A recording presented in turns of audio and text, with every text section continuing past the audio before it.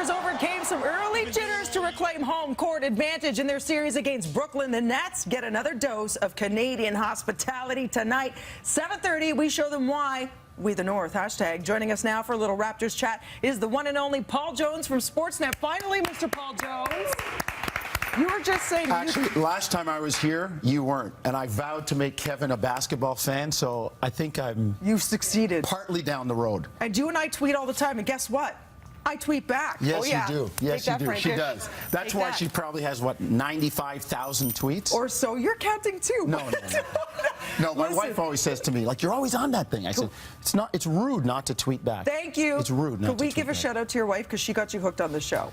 She did. We used to fight for the TV every morning. She'd put it on BT. She'd walk into the bathroom. When she's in the bathroom, I'd put it on Connected. She'd come back and say, what are you doing? Don't touch my... I'm like, okay. She converted you. Yes. Shout out to Lisa. Thank you, Lisa. Okay, so let's talk about all things Raptors. We have become, we were saying earlier, a true basketball city. Yeah, we have. This is awesome. There has always been a hardcore group of fans, Dina, and the biggest issue is they had nowhere to go. Because there was hockey, the Blue Jays had taken over from their winning time. Sure. I think now the fact that the team is winning, it makes it easier. The casual fans are being recruited, and you know, people in the States are like, well, Toronto's crazy. They gave Toronto the ultimate compliment in Brooklyn. Okay. One of the Brooklyn people said the crowd in Toronto is like that in Oakland. Those people are nuts. They stand when their team is down by 20 points. They don't yell at them or boo them. They cheer them on. The Toronto crowd in the playoffs has been like that, no question, and the team feeds off that energy. The other day, I mean, the elements were brutal. There was wind, there was rain. They didn't care. They're out there. Is it helping, or is it too much pressure for the Raptors? No, Where are they at right now? It helps. It helps. And look, there's been a lot of talk about the officiating in the series as well. They're human. A lot of talk. They're human, and when the crowd is, shall I say, expressing displeasure with a call, like ref, you fill in the word, the Raptors get the odd call. It's about respect, and I really think that the energy of the crowd helps the team, and it can slightly influence the officials. So too. there is a hometown advantage, in your opinion. There is. Now, coaching is very important right now to bring the team together, as opposed to highlighting just the star players, which help everybody get there. Right. How do you think they fare, you know, in the coaching department right now? What do they have to serve up and say? What makes a good coach is good players, and Dwayne Casey's got some good players. But I'll say this about his attitude. It has been terrific since day one here. He took over a team that had won only 22 games. They win 23 the next year in a lockout-shortened season. They're 34-48 last year after winning 4 of the first 23. So he's doing and saying something right. And the guy is the model of consistency. Never get too high, never get too low. He's got a championship ring.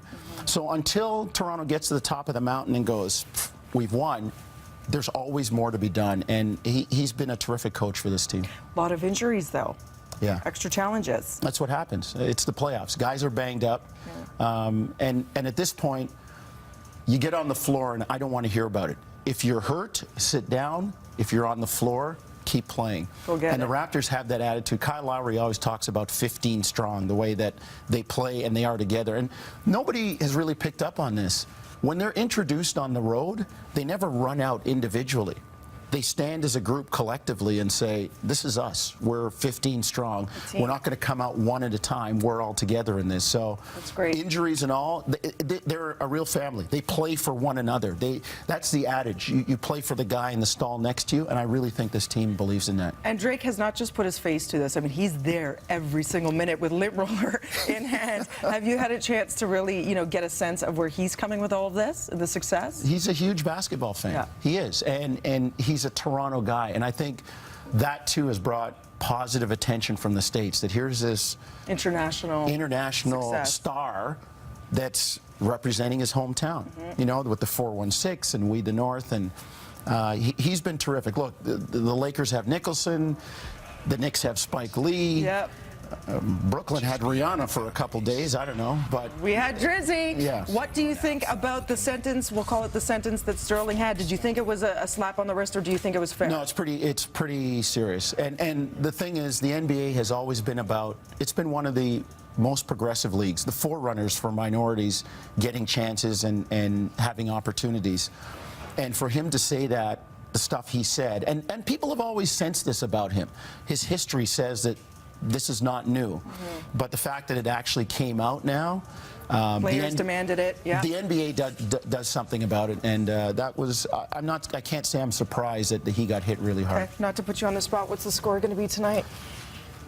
I don't know. You have to look at the Las Vegas odds because those guys are pretty close. Okay. I think Toronto probably favored by a few points. So let's go with the home team. Hashtag We the North. You can follow Paul Jones on Twitter at Paul_Jones. Watch Connected on Sportsnet for daily highlights and analysis of the NBA playoffs. We so got this. I'm bandwagoning. Can you tell? Yeah, it's okay. Okay, awesome. I'll see the real bandwagon when I see you sitting courtside. Okay. Toronto's got kidding Dina. me? Can Natasha Ramsey come as my date? Oh, you better talk to the PR people. Those guys can do anything. We though. digress. She's like beyond diehard fan from day one. Right now, over to Kevin Frankish in the newsroom. Thanks for getting up early for us. Okay. Really appreciate it.